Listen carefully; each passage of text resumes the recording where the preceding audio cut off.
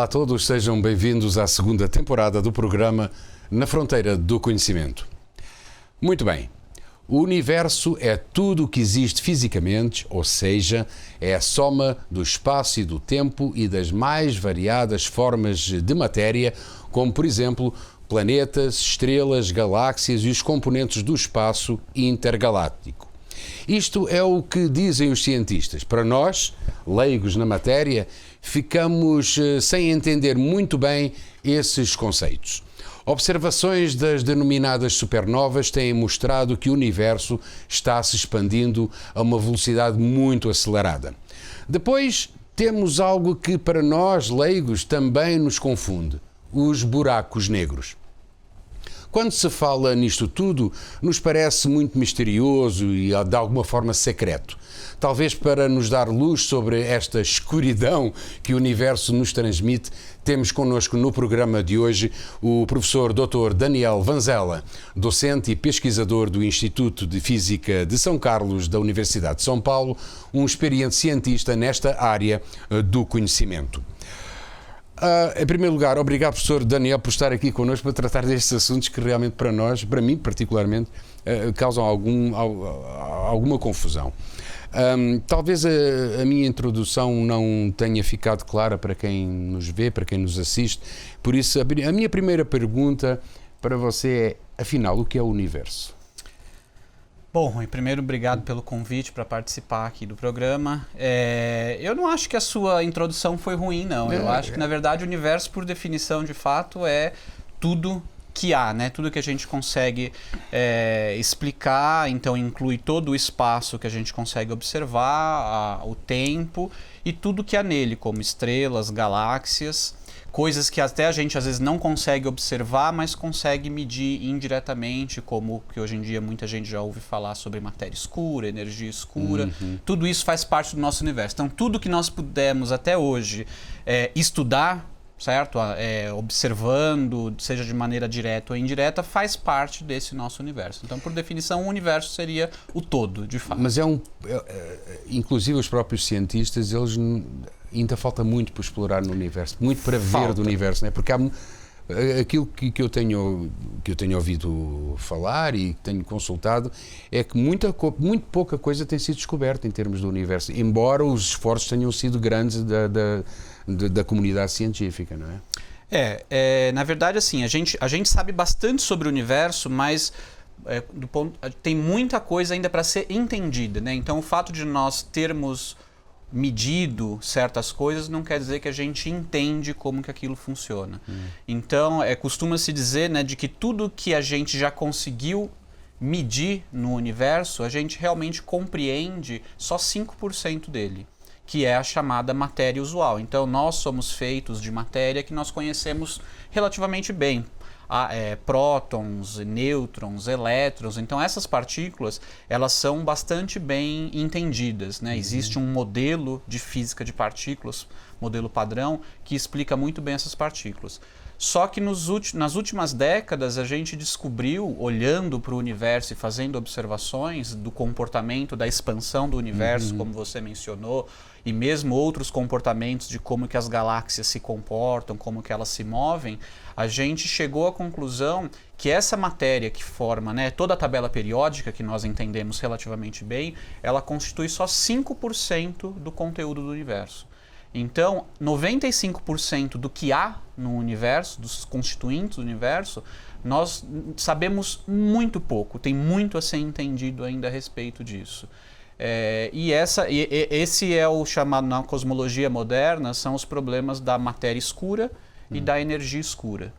E são coisas que aparentemente preenchem o universo em quantidade muito maior do que a matéria que a gente conhece, mas que a gente tem muito pouca informação a respeito. Muito menos do que a gente conhece da matéria. Ainda falta muito para... Falta muito para a gente ainda entender. Outra das coisas interessantes as supernovas têm mostrado que o universo está se expandindo a uma velocidade muito grande. Exato. Vamos ver. Eu gostaria de saber o que são supernovas. Tá. E como é que nós podemos... Como é que se explica essa expansão do universo através das supernovas? Ok. Na verdade, as supernovas, elas não são, elas só são uma maneira da gente medir o quão rápido o universo está se expandindo, tá? Tem vários tipos de supernova, todas elas estão relacionadas a alguma explosão de estrelas quando elas atingem um certo limite de massa e acabam colapsando ou tendo uma reação nuclear muito intensa no seu núcleo e fazendo essa estrela explodir. Então, tem diferentes tipos de supernova, mas as supernovas que foram usadas e ainda são usadas para a gente medir a expansão do universo é um tipo específico de supernova, chamadas supernovas do tipo 1A, que basicamente são estrelas mais ou menos do tamanho da Terra, tá? É uma massa quase mais do que a massa do Sol, mas concentrada num raio como se fosse o raio da Terra. E essas estrelas têm, muitas vezes, uma outra estrela companheira orbitando elas. E elas, como elas estão muito concentradas, tem uma matéria muito grande concentrada numa região relativamente pequena, que é o tamanho de um planeta como a Terra, elas atraem a matéria dessa outra estrela e quando elas chegam num certo limite de massa, a pressão no seu interior fica tão grande que quando elas têm carbono no seu interior, esse carbono ele começa a sofrer um processo de fusão nuclear devido à pressão muito grande e a energia liberada nesse processo de fusão nuclear faz com que a estrela exploda completamente. Tá? Então ela se estilhaça completamente. E como a massa da estrela para ocorrer essa explosão, ela é muito bem determinada, né? Teoricamente a gente sabe qual é o valor dessa massa. Então o brilho que ela gera é mais ou menos padrão. Então a gente sabe qual é o brilho que ela vai gerar, independente se ela está próximo da gente ou se ela está longe da gente. Tá ok? Só que, então, como esse brilho é padrão, a gente pode usar o brilho que a gente observa aqui da Terra para inferir a que distância ela está da gente. É como se você tivesse uma lâmpada de 100 watts, tá certo? Isso. Se a lâmpada é de 100 watts e você coloca ela perto de você, você vai observar ela mais brilhante, certo? Vai até ofuscar a sua vista. Se você coloca ela ali na esquina, você vai ver que ela brilha menos. E se você tiver um aparelho que consegue medir o brilho dela aqui, sabendo que a potência dela é de 100 watts, você consegue calcular a que distância ela está de você a partir do brilho que você observa. Então as supernovas, essas supernovas do tipo 1A, elas funcionam desse jeito. Elas funcionam, a utilidade delas é que a gente sabe o brilho que elas têm. Evidentemente que eu estou simplificando bastante, claro, né? Tem toda uma teoria por trás, mas a gente sabe o brilho que elas têm no lugar delas e ao observar o brilho que elas têm aqui pra gente, a gente consegue inferir a que distância elas estão. Então elas são o que se chama em cosmologia de uma vela padrão. Porque como se fosse um objeto luminoso que a gente sabe qual é a luminosidade dela intrínseca, tá? E aí a gente consegue medir a distância. E ao medir a distância dessas, ao se observar então essas supernovas em diferentes distâncias, a gente consegue uma informação, porque quanto mais distante a gente está observando, mais no passado mais o passado do universo a gente está observando, porque demora um tempo para a luz chegar até a gente. Então a luz do Sol, por exemplo, quando a gente olha para o Sol, a gente está olhando há 8 minutos atrás, como o Sol era há 8 minutos atrás, porque demorou 8 minutos para essa luz chegar até a gente. Quando a gente olha para a estrela mais próxima da gente, que está a 4 anos-luz de distância, na verdade a gente está vendo essa luz como ela era 4 anos atrás. 4 anos atrás, né? Quando a gente está olhando, por exemplo, para as estrelas no centro da nossa galáxia, usando telescópios e essas coisas, como o centro da nossa galáxia está a cerca de 30 mil anos-luz da gente, a gente está olhando para o passado há 30 mil anos atrás. E ainda a gente está dentro da nossa galáxia. Quando a gente começa a observar galáxias cada vez mais distantes, a gente está vendo cada vez mais como o universo era no passado, certo? Então, ao conseguir observar essas supernovas mais distantes e mais distantes, a gente consegue reconstruir a história do universo, como que era a história de crescimento do universo. E com isso, a gente então conseguiu, quando eu digo a gente, né, os cientistas, os astrônomos e os cosmólogos, eles perceberam que ao observar essas supernovas cada vez mais distantes, a história do universo não é que ele está se expandindo, como se sabia desde de 1929, 1927 com Lemaitre e Hubble, que ele estava se expandindo, mas não só ele está se expandindo, mas ele está se expandindo de maneira cada vez mais rápida. Né? E isso só foi possível graças a essas observações supernovas. Aí vem a segunda parte da sua pergunta. O que está causando Então. Aí não tem nada a ver com a supernova. A supernova era só um aparelho de medida, né? Claro. Aí o que está causando essa expansão acelerada entra naquilo que eu disse que a gente não sabe. Certo? É justamente o que quer que... Embora nós não saibamos o que seja, nós já batizamos. Nós somos bons em dar nomes. E nós chamamos, então, de energia escura. Escura porque nós não vemos o que é. E energia porque... isso é um termo mais técnico, embora seja uma palavra usada corriqueiramente, mas no contexto de cosmologia, o nome energia é porque o que está provocando essa expansão acelerada é algum conteúdo, algum tipo de substância, né? Vamos colocar assim, por falta de uma palavra melhor, que não só tem uma densidade de energia, não só tem energia, mas também exerce uma pressão muito negativa. Tá? E é essa pressão muito negativa que faz com que o universo se expanda de maneira acelerada. É quase como se ele provocasse um efeito de antigravidade. Certo? Porque o natural seria que, como a gravidade ela é atrativa, à medida que o universo fosse se expandindo, ele fosse fazendo isso de maneira cada vez mais lenta, porque cada pedaço do universo atrai outro pedaço, porque são galáxias se atraindo. Né? Então, foi uma grande surpresa quando, no final da década de 1990... se descobriu que ao invés de desacelerar, essa expansão estava acelerando. E aí, bom, o que está causando isso? Nós não sabemos. Nós conseguimos fazer medidas da expansão da galáxia e a partir daí a gente consegue inferir algumas propriedades dessa causa, né? Mas nós não sabemos identificar de fato o que é. Então, esse é um dos problemas da física de hoje, né? Que é justamente saber o que está provocando a expansão acelerada do universo. O nome nós escolhemos energia escura, mas não fazemos ideia do que seja. Exato.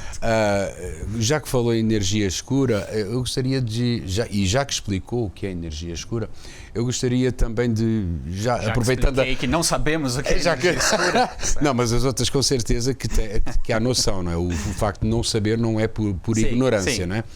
O que é o espaço-tempo e o que é a matéria escura? Porque temos energia escura, temos depois a matéria escura que eu também não sei o que é.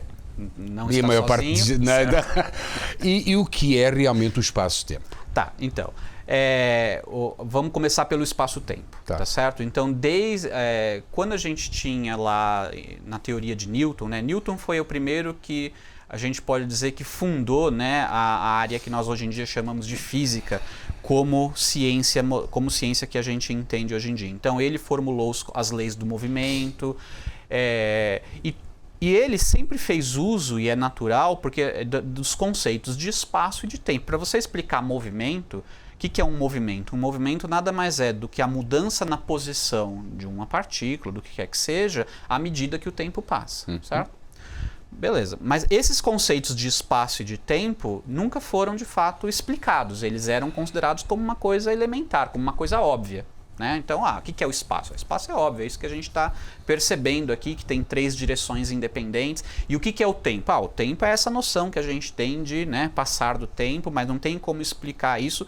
E havia até uma certa discussão se o tempo é uma coisa de fato física ou se é só uma percepção psicológica do passar do tempo. Teve essa discussão? Sim, entrando no século passado ainda tinha esse tipo de discussão.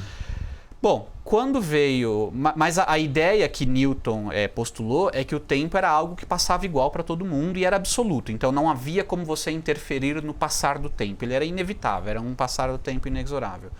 Bom, em 1905, quando Einstein, estudando o movimento da luz, né, e estudando o eletromagnetismo, ele foi obrigado a formular, ou teve uma ideia brilhante, para tentar explicar os dados sobre a luz que existiam até o começo do século XX, ele formula o que ficou conhecido como a teoria da relatividade restrita, onde o tempo deixa de ser uma coisa absoluta e passa a ser uma entidade que sofre influência, por exemplo, do movimento. Então, uma pessoa em movimento em relação a outra, os tempos vão passar diferentes. Certo? Então, isso já em 1905 a gente já aprendeu que o tempo passa diferente de acordo com o movimento.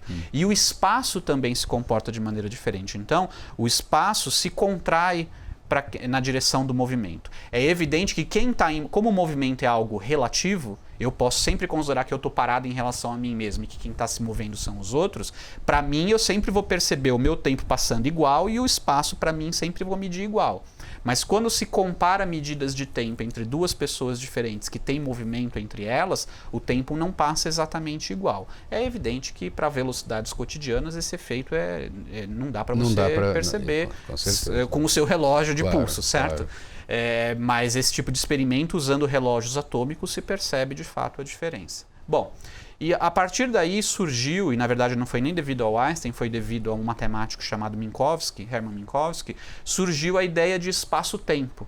Porque se percebeu o seguinte, se percebeu que embora tempo sozinho seja uma entidade relativa, depende de observador, e espaço isoladamente também seja uma grandeza relativa, depende de observador, a junção desses dois conceitos num espaço maior de 4 dimensões, que por falta de um nome melhor e de criatividade foi chamado de espaço-tempo, o que é um nome um pouco infeliz, porque continua dando a ideia de que são coisas separadas, mas não é. É como se você inventa um nome que você quiser para designar esse espaço de 4 dimensões, onde lá não está separado o que é espaço e o que é tempo.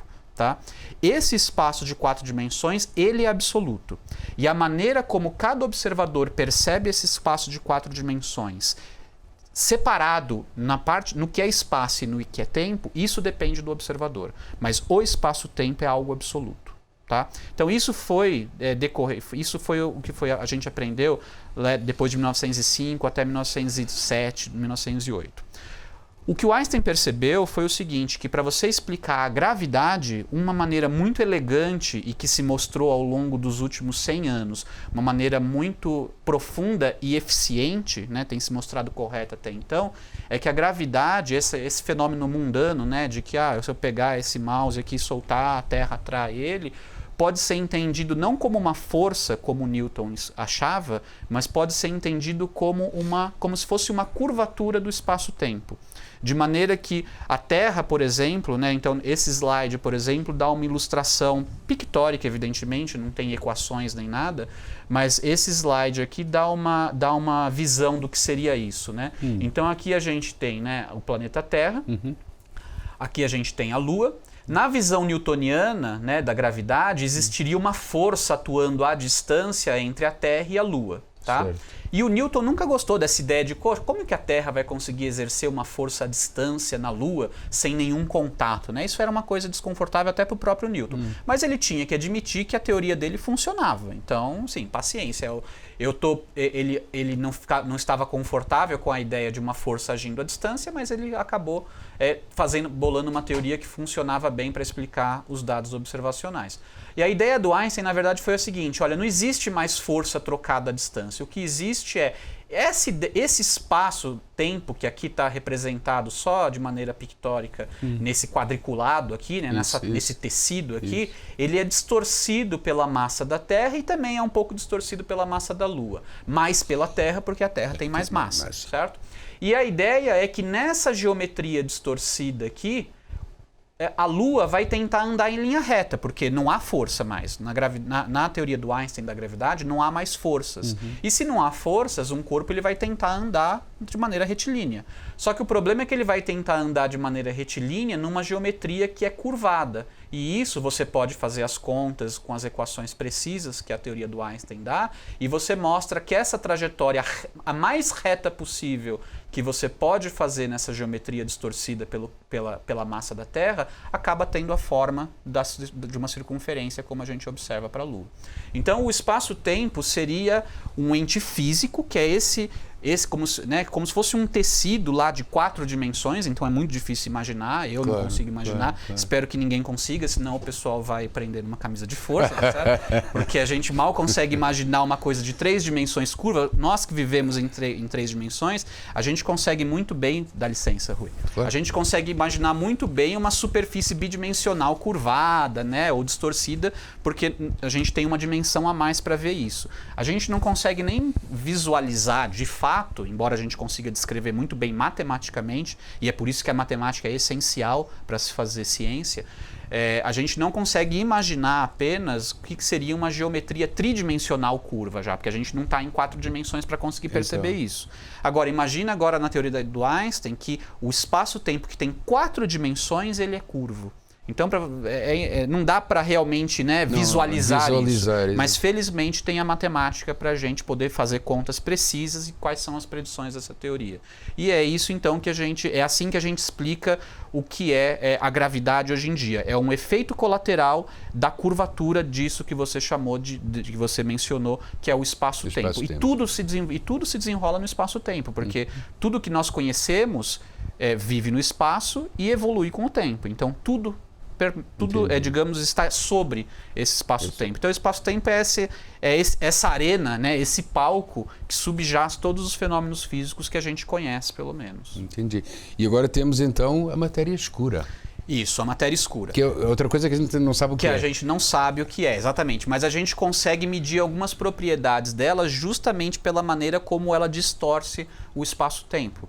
Então, o que acontece é que a gente sabe que matéria, e na verdade qualquer forma de energia, deforma, de acordo com a teoria da gravidade do Einstein, que é chamada de relatividade geral, a gente sabe que energia deforma esse espaço-tempo, que é o que a gente chama popularmente de gravidade, certo? O problema é que quando a gente olha para o universo, a gente observa regiões onde o espaço-tempo está curvado, e a gente consegue ver isso devido ao efeito do curvamento do raio de luz. Tá? Então a gente vê que o raio de luz está sofrendo um efeito de deflexão, só que a gente não vê a causa daquela curvatura. Entendi. Entendeu? E medindo essa deflexão do raio de luz, a gente consegue até calcular quanto de massa tem que ter ali. Só que a gente não vê nada ali. Então, essa é a matéria escura. É uma matéria que deforma a geometria do espaço-tempo, ou seja, ela está lá, tem uma massa e tudo mais, só que ela não é constituída. Por que a gente não enxerga, né? A gente não enxerga porque aquele tipo de matéria é feito de partículas que não interagem com onda eletromagnética. Então, se não interage com onda eletromagnética, e o nosso principal meio de detecção é baseado em onda eletromagnética, seja luz visível, seja micro-ondas, seja ondas de rádio, tudo faz parte do espectro eletromagnético. Se você tem uma forma de matéria que não interage via ondas eletromagnéticas, você simplesmente não vai conseguir enxergar aquilo. Então, até o que a gente chama de matéria escura hoje é uma forma de matéria que nós não sabemos do que ela é constituída, quais são os constituintes fundamentais, como a gente sabe, por exemplo, o que constitui a gente, né? São os átomos, que são constituídos, por sua vez, de prótons, elétrons e nêutrons. Que essa matéria escura não pode ser feita desse tipo de partícula. Então é uma partícula que a gente não conhece, tá? Ou uma ou mais partículas que nós não conhecemos. E a única coisa que a gente sabe é que não interage com o eletromagnetismo, aparentemente, porque a gente não consegue detectar diretamente via onda eletromagnética. Porém, como a gravidade ela é universal, e por que ela é universal? Porque como ela é a própria curvatura do espaço-tempo e tudo se desenrola no espaço-tempo, inclusive a matéria escura também distorce o espaço-tempo. Então a gente consegue ver que existe matéria escura porque tem algo distorcendo o espaço-tempo, provocando gravidade para distorcer os raios de luz, certo? O que está distorcendo o raio de luz é a gravidade, não é a matéria escura diretamente, é a gravidade que ela provoca. E aí a gente consegue mapear no universo onde tem matéria escura e quanto tem de matéria escura. E para nossa surpresa, ou para surpresa de muita gente, quando você faz o cômputo, né, de quanto de matéria escura tem, então existe 5 vezes mais matéria escura do que matéria usual que a gente conhece. É muito estranho. É muito estranho, pois é. Então toda a tabela periódica que a gente conhece, que no universo a maior parte é hidrogênio e hélio, então hidrogênio e hélio constitui quase a totalidade da matéria usual que a gente conhece, existe 5 vezes mais esse tipo de matéria que nós não fazemos ideia do que seja. Essa é a matéria escura. Também nós não sabemos o que é, mas demos o nome. Mas deram um nome, mas vocês sabem o fundamento, sabem? Sim, a gente sabe que está lá por conta dessa teoria se consegue até medir propriedades delas, né? Mas a gente não tem a teoria fundamental que diga qual é a partícula, que constitui a matéria escura. Em 2019, nesse ano, pela primeira vez foi feita uma imagem de um buraco negro. Isso. O professor Daniel Vanzella foi um dos cientistas que entrou em direto no canal da Globo News explicando como foi captada essa imagem e o que é que ela representava. Mas antes de entrarmos nessa imagem, vamos lá explicar aí o que é o buraco negro. Tá, ok. Tá. O buraco negro, em princípio, assim, existe uma resposta muito rápida que é a seguinte. É uma região onde a gravidade ela é tão intensa, e lembra que a gravidade é uma consequência da curvatura do espaço-tempo. Então ela é universal, ela afeta tudo, inclusive a luz, como a gente já mencionou, que ela desvia raios de luz, certo? Então ela afeta tudo. Portanto, existem regiões onde a gravidade ela é tão intensa, de onde nem mesmo a luz consegue escapar. Então seria uma região de gravidade, e a luz é a coisa mais rápida que existe na natureza. Então se a luz não consegue escapar, nada mais consegue. Então é uma região, ela é normalmente formada por morte de estrelas com muita massa. Quando a estrela de muita massa ela morre, o núcleo dela colapsa sob efeito da sua própria gravidade, da sua própria curvatura do espaço-tempo, e nada consegue impedir o colapso total. E é como se isso meio que, numa linguagem evidentemente não técnica, mas poética, aliás, tomando liberdade poética. Aliás, para eu compreender, né? Senão... É como se provocasse um furo, um buraco, um rasgo no espaço-tempo, lá no meinho, tá certo?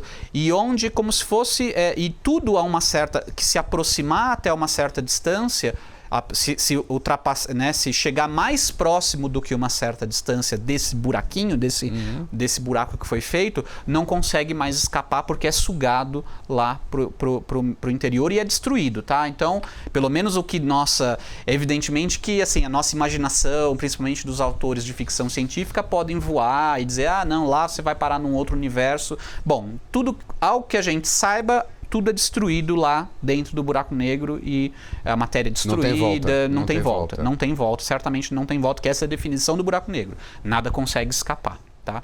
Então são regiões onde a gravidade é muito intensa, de onde nada escapa, e elas são formadas na morte de estrelas com muita massa, tipo 10 vezes a massa do Sol para cima. Então, mas não há limite no tamanho que um buraco negro pode ter. Então um buraco negro pode ter massa de algumas, né, de 10 massas solares, 20 massas solares, mas eu também posso ter buracos negros com 1 milhão de massas do Sol ou bilhões de massas do Sol, como foi esse, né, que tem até aqui no slide, como foi esse que foi feito a imagem na nossa galáxia vizinha, M87. Esse é um buraco negro de mais de 6 bilhões de massas solares, que está no centro da galáxia M87, que é uma galáxia vizinha nossa, que está a 55 milhões de anos-luz da gente. Ou seja, essa imagem, a luz que, né, essa imagem aí foi feita com onda eletromagnética que saiu de lá daquela região há 55 milhões de anos atrás. E a gente está olhando então como ele era há 55 milhões de anos. Professor Daniel, me explica só, gostaria que a nossa produção voltasse a colocar essa imagem, obrigado. Me traduz esta imagem. Ok. Na verdade, isso aqui não é a imagem do buraco negro, mas é da sombra do buraco negro, tá? O buraco negro, na verdade, ele seria 2,5 vezes menor do que essa região, do que a região preta total que eu tenho aqui, tá? Então, o buraco negro mesmo, ele estaria numa região menor aqui, mas pela própria definição, eu não posso obter uma imagem direta do buraco negro porque nenhuma luz sai dele.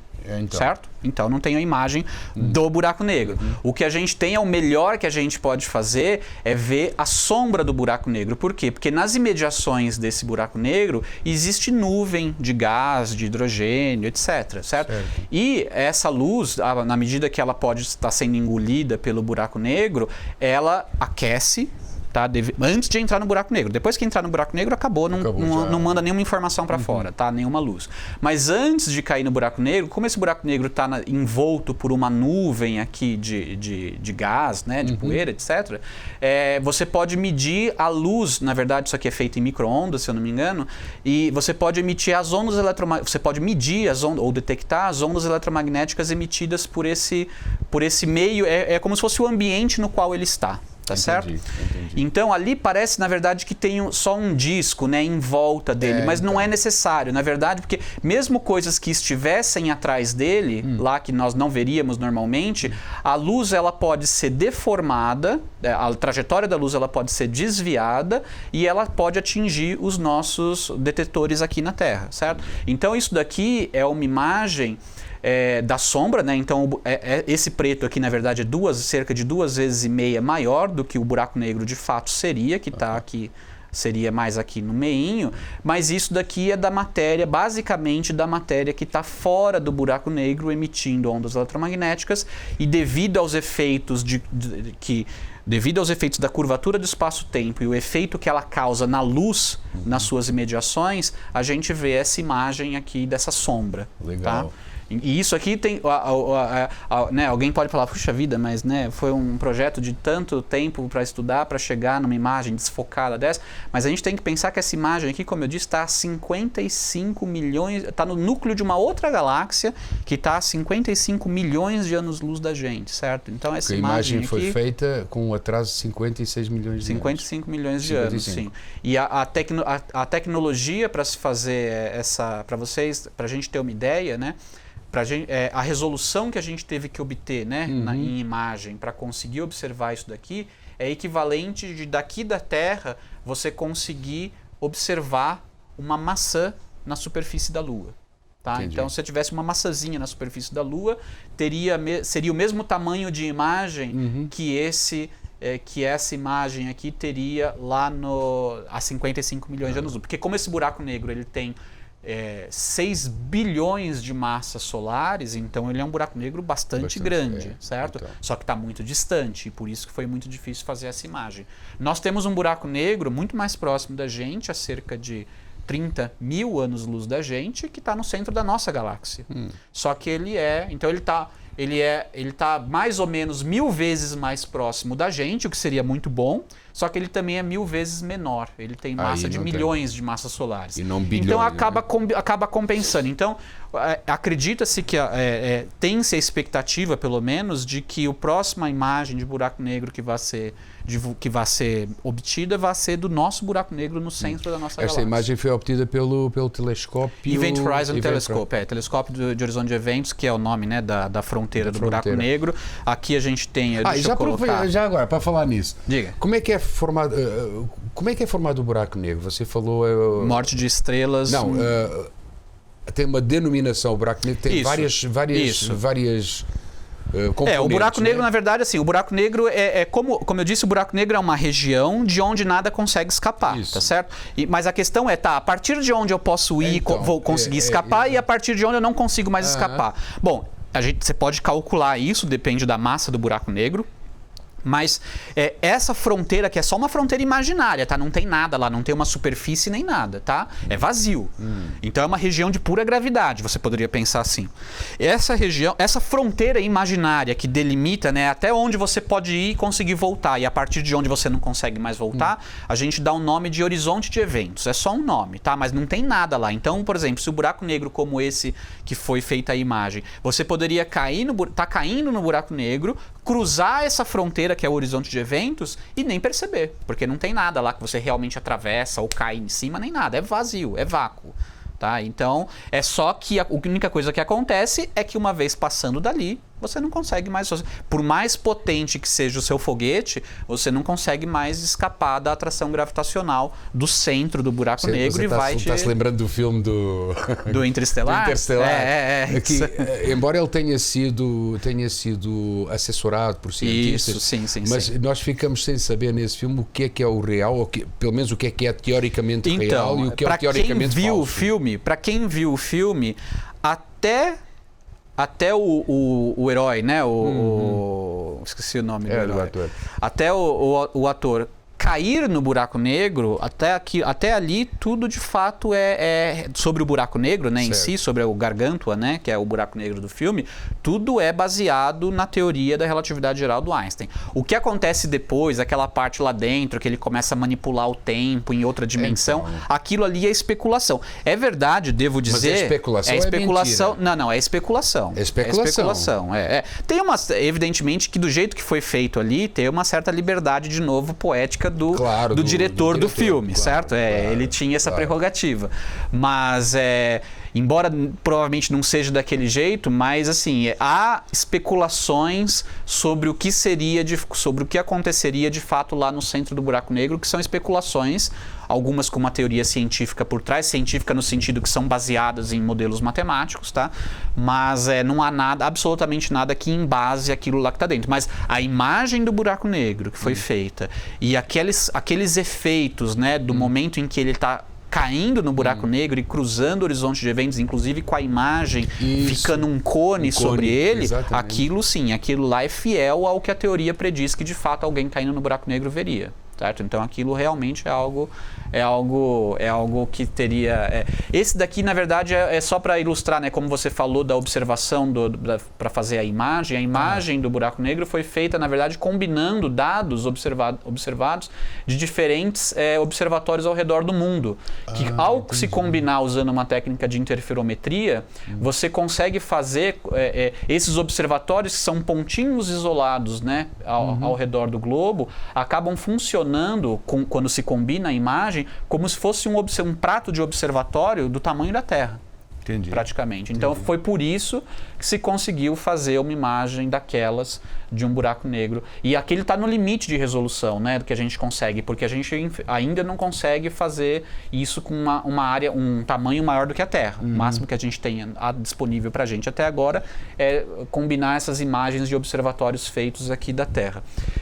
Se você me permite, deixa eu só fazer, como a gente falou do encurvamento do raio de luz, eu queria registrar aqui um evento, que coincidentemente,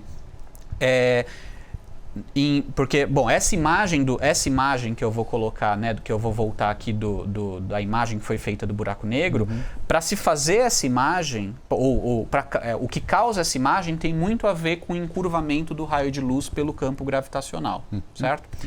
Exatamente 100 anos atrás, a gente teve encurvamento do raio de luz por um campo gravitacional foi o primeiro teste de uma previsão da relatividade geral que confirmou a teoria. E, curiosamente, uma coisa que poucas, infelizmente,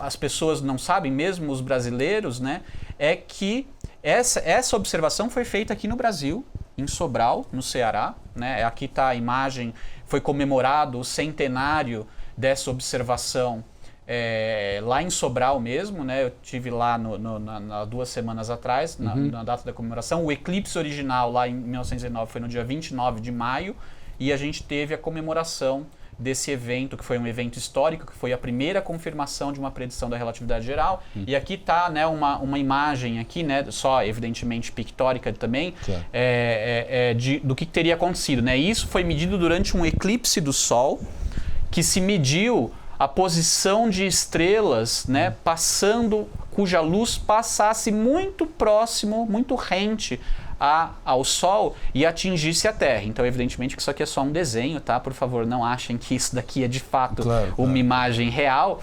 A foto do eclipse é uma imagem real, mas isso aqui é só para ilustrar o que se esperava, o que foi observado, né? Então, a posição da estrela era uma, só que a luz passando próximo do Sol sofreu um desvio que é muito pequeno, foi difícil de se observar, de maneira que a impressão que nós tínhamos ao observar essa estrela é que a posição dela era essa outra aqui. Então, medindo a diferença da posição real da estrela com a posição aparente, essa foi a primeira vez que se comprovou, em 1919, uma predição da teoria da relatividade geral, que foi, na verdade, o que lançou o Einstein para o estrelato, né? Foi depois disso que o Einstein saiu só de ser um cientista renomado entre os seus colegas, conhecido entre os seus colegas, e passou a ser uma celebridade mundial. E Sobral teve um papel importantíssimo nisso. Essa é uma foto dos telescópios, né, que foram usados. Na verdade, o motivo pelo qual essa história é pouco conhecida é que esse aqui, que era o telescópio principal, ele teve problema na observação. Na verdade, o problema foi nesse espelho aqui, que era usado para acompanhar o caminho do Sol e refletir a luz do Sol no telescópio. E esse aparelho aqui teve um problema e as imagens dele ficaram inutilizadas praticamente. Só que, por felicidade, havia esse backup aqui, né? Esse telescópio de reserva. E ele foi o telescópio que fez as imagens que, de fato, foram decisivas para confirmar a teoria da relatividade. E, infelizmente, em muitos livros de ciência, né, eles dão o crédito porque há uma observação que estava sendo feita simultaneamente na Ilha do Príncipe, na costa da África. Porque para lá tinha ido o astrônomo mais famoso, que era o Eddington. E para cá veio o Crommelin com a sua equipe. E o problema é que lá na Ilha do Príncipe choveu. O tempo não ajudou, ele conseguiu fazer uma imagem só. Enquanto que aqui em Sobral, embora estivesse amanhecido chovendo, na hora do eclipse abriu o tempo e eles conseguiram fazer as imagens que de fato deram a comprovação da relatividade geral. Então, Brasil, né, e Sobral teve um papel importante nessa. E essa é uma imagem, né, do eclipse que foi obtido, que é uma imagem bonita. E aqui, na verdade, são onde a posição das estrelas, né, que foram... Durante o eclipse você consegue ver estrelas, se você fizer uma fotografia de longa exposição, e você consegue ver as estrelas e depois comparar com a posição quando o Sol não está nessa posição. Aí, alguns meses depois, você faz a imagem das mesmas estrelas e você detecta uma pequena mudança na posição relativa entre elas. E isso confirmou a teoria da relatividade de Einstein. Isso tem a ver também com as confirmações, as previsões confirmadas pela imagem do buraco negro ou não? Então, o processo é o mesmo. Esse é o mesmo, exatamente, não é? O fenômeno físico é idêntico. A diferença é que aqui era o campo gravitacional era do Sol, que é muito mais fraco, tá certo? Sim. E foi usado estrelas que estavam muito distantes. Enquanto que no caso do buraco negro, o campo gravitacional é do buraco negro, que é extremamente intenso, e a luz que foi usada para se medir a curvatura foi emitida pelo aquele ambiente no qual o buraco negro estava, de nuvens de gás certo? Então, mas o fenômeno físico é o mesmo. Então é uma coincidência que 100 anos depois, a imagem do buraco negro usando, né, que inerentemente é o efeito de encurvamento de raio de luz, tenha vindo 100 anos depois da comprovação da relatividade geral, que foi justamente o encurvamento do raio de luz pelo Sol, né? Professor Daniel Vanzella, estamos chegando no final deste programa, mas eu arrisco fazer a última pergunta. Não estava no nosso roteiro, mas é uma pergunta, obviamente, que você vai responder com toda a tranquilidade. Vejamos. Para onde é que caminha a ciência em termos do universo? Olha, tem muitas coisas para serem entendidas a respeito do universo, né? Como a gente já mencionou aqui. Mas eu acho que a gente vive num momento muito empolgante da ciência, em particular da ciência que estuda o universo afora, porque, mais uma vez, coincidentemente, em 1915 teve a primeira observação de ondas gravitacionais, que também tinha sido uma previsão em 2015, né? Se eu falei 1915, desculpa. Em 2015 foi observado pela primeira vez diretamente aqui na Terra ondas gravitacionais, né? E por que eu disse que é de novo uma coincidência? Porque foi 100 anos depois da teoria da relatividade geral. Então, a teoria da relatividade geral foi proposta por Einstein em 1915. A previsão de ondas gravitacionais é da mesma época, né? Mais ou menos da mesma época, só que demorou 100 anos para a gente conseguir detectar as ondas gravitacionais, porque realmente exigiu um avanço tecnológico absurdo, porque as ondas gravitacionais produzidas por colisões de buracos negros ou por colisões de estrelas de nêutrons em eventos cataclísmicos, né, cósmicos, elas chegam com um efeito aqui na Terra muito sutil, e o efeito das ondas gravitacionais, como é uma ondulação do próprio espaço-tempo, isso provoca mudança em distâncias, tá? Mas é uma mudança tão pequena que para a gente conseguir detectar essa onda gravitacional, a gente teve que chegar num poder de precisão, né, que a gente teve que conseguir detectar uma mudança num braço de 4 quilômetros do aparelho, que é o interferômetro que tem lá nos Estados Unidos, 2 interferômetros. A gente teve que medir nesses 4 quilômetros uma mudança de tamanho da ordem do núcleo de um átomo. Então é uma coisa assim inimaginável, né? Supera até a imaginação de autor de ficção científica.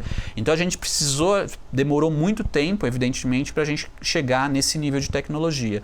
Só que uma vez detectada, agora tem várias detecções de ondas gravitacionais. Então, e a grande esperança é que agora a gente se amplie a nossa janela de observação do universo, porque como eu tinha mencionado, quase, não vou dizer a totalidade, mas a maior parte das observações que a gente faz do universo eram muito atreladas às ondas eletromagnéticas.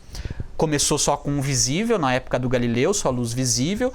No século XX foi expandido para micro-ondas, ondas de rádio, raios-x, etc., mas sempre ondas eletromagnéticas. E qual é o problema disso? Bom, o problema disso é que aparentemente 95% do universo, do que há no universo, não interage com onda eletromagnética. Então, com onda eletromagnética, a gente só consegue ter acesso à matéria ordinária, aqueles 5% que eu disse que a gente conhecia. No início do nosso programa. Então, a gente não consegue estudar diretamente nem matéria escura, certo? Que é 5 vezes mais do que matéria, e nem a energia escura, que é 70% do que existe no universo. Então, bom, eu não estou dizendo que com as ondas gravitacionais a gente vai realmente conseguir estudar energia escura, mas o fato é, agora, conseguindo detectar ondas gravitacionais, a grande esperança é que à medida que a gente vá tendo mais observatórios de ondas gravitacionais pelo globo, a gente consiga fazer com ondas gravitacionais o que a gente fez ao longo de todo o século passado com ondas eletromagnéticas, ou seja, fazer astronomia de ondas gravitacionais.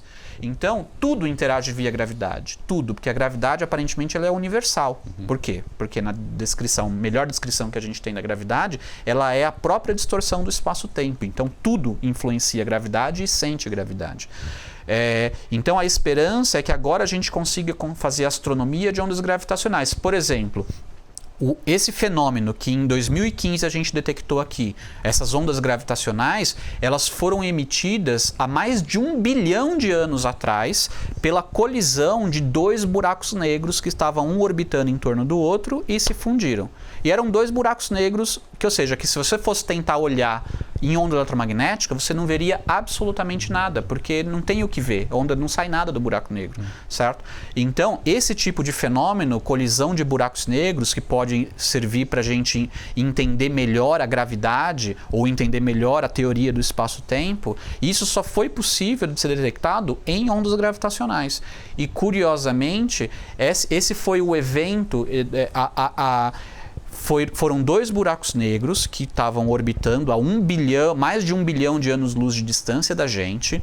Eles estavam orbitando e no momento que eles se colidirem e formaram um buraco negro maior, foram convertidos em energia de onda gravitacional, num intervalo de tempo de centésimos de segundos, 4 massas do Sol inteiras. Então, o nosso Sol, por exemplo, ao longo de 10 bilhões de anos de vida que ele vai ter, ele vai transformar em energia só uma fração de % da sua massa. E isso já é o suficiente para a gente, né? Para a gente é uma fonte inesgotável de energia. Exatamente. Em centésimos de segundo, essa colisão de buracos negros converteu em energia 4 massas do Sol. Então, naquele centésimo de segundo, aquele evento foi mais luminoso, usando, perdão da palavra, porque não foi luminoso porque não tinha luz, mas em termos energéticos, ele foi mais luminoso do que combinar toda a luz das estrelas do universo que a gente consegue observar, de tão energético que foi esse evento. E são os eventos mais energéticos que a gente tem no universo e que a gente seria completamente cego se não fosse pelas ondas gravitacionais. Então, a grande esperança é que a gente esteja vivendo num momento onde a gente está tendo muita evolução. Graças à evolução tecnológica, a gente agora está conseguindo teve a detecção de ondas gravitacionais, teve agora o imageamento de um buraco negro. Então, essa física relacionada à gravidade, a esperança é que tenha um grande boom agora, né? Então, que a gente consiga realmente ganhar um entendimento muito maior do universo, agora abrindo essa nova janela para o universo, que é conseguir observar ondas gravitacionais. Uma perfeita lição, uma aula aqui neste programa. Eu agradeço, Rui, Professor, pelo convite. Muito obrigado, professor Daniel, pela presença. Muito bem, meus amigos. O programa de hoje fica por aqui, restando agradecer uma vez mais ao professor Daniel Vanzela por sua presença nos nossos estúdios e pelo tema apaixonante que trouxe hoje para debatermos: o universo. Brás José Muniz, Anderson Muniz e Marcelo Firmino constituem a equipe de produção que levou até você este programa. Até a semana que vem a gente com certeza se vai encontrar. De São Carlos, Rui Sintra.